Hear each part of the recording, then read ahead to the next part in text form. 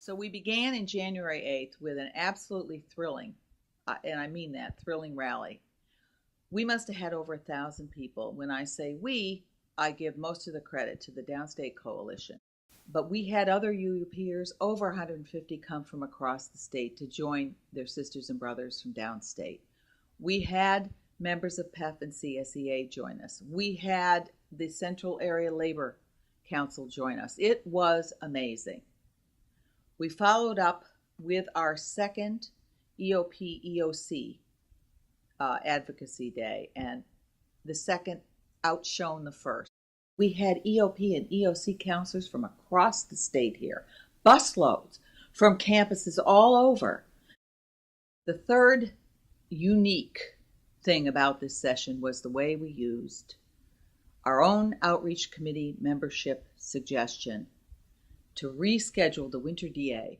So we had our DA on Sunday and Monday, and over 170 people stayed till Tuesday, walked up the hill. We had appointments with 70 plus legislators and or staff for our membership. It was a really big event, and we will be repeating it next year.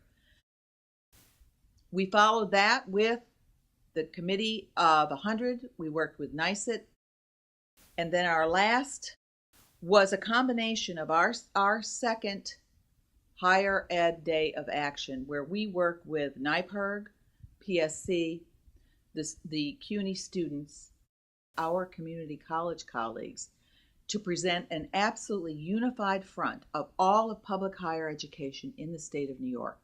UUP met with over 76% of all the senators and met with those people almost 100 times.